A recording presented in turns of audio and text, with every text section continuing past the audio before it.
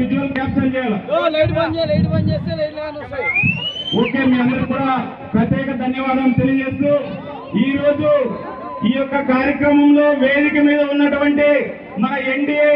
అభ్యర్థి శ్రీ గుమ్మనూరు జయరాం గారికి, అదేవిధంగా సోదరుడు